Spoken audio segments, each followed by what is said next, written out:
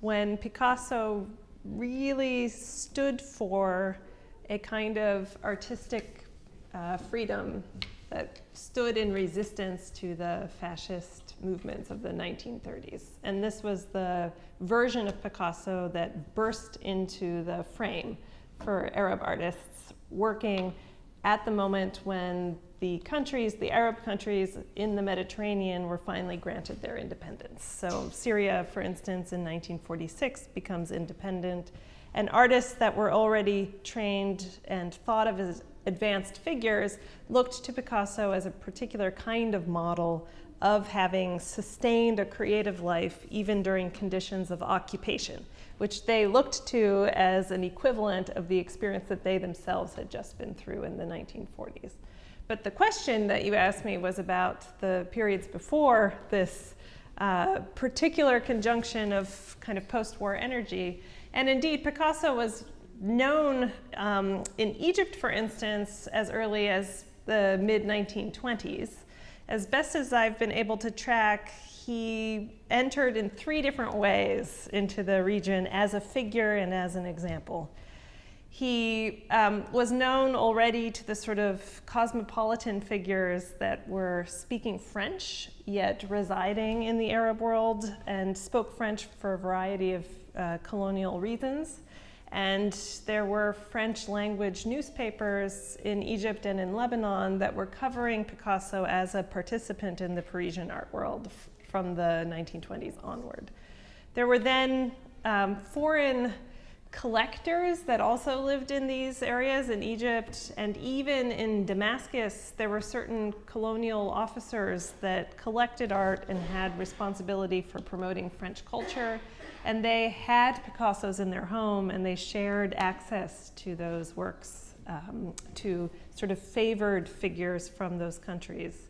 In terms of bottom-up sort of popular movements and artists that didn't already have a link to France, it was slightly later in the 1930s that Picasso's alignment to the international resistance movements that federated avant-garde figures from Mexico to France also reached Egypt, and figures started to engage with Picasso in his Guernica period. So Picasso had a first life as a participant in the Parisian art scene, a second life as this figure who is crafting a new formal language to express a kind of cry of anguish after the bombing of the city and his stand against these fascist powers. And then the Second World War introduces a third Picasso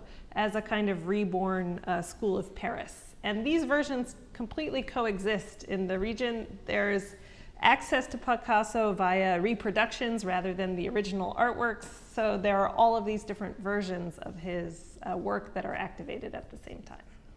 In the 21st century, I think that Picasso still poses the challenge to artists of what it means to recognize a crisis as a crisis, a human crisis. Picasso has been produced and ratified as this great figure of human creativity. And that's a result of a variety of historiographic developments that our conference traced. And in the 21st century, the very status of the human has come back into discussion as something that seems to be under threat in a variety of ways, whether positively, that humans actually aren't the center of history and how can we think of it in other ways, and negatively sort of drives to strip human beings of their humanity. And Picasso holds down a line of a kind of history where artists needed to testify to these threats and develop a new artistic language to do so. That's his celebrity, that's how he's recognized. That's how he's particularly recognized in the region that I study, the Middle East, but in any other region that is defined and marked by these crises of humanity and recognition. And because he's always been praised for coming up with a new artistic language to express that, that's the challenge he poses still in the 21st century. I think few people anymore want to make work that looks like Picasso, but I think almost every artist would wish to come up with a way to speak about conditions that forces the world to listen and forces a kind of recognition. So I genuinely believe that Picasso's political legacy, and a political legacy that saw form and decisions about making as part of it, is what remains completely salient in the 21st century.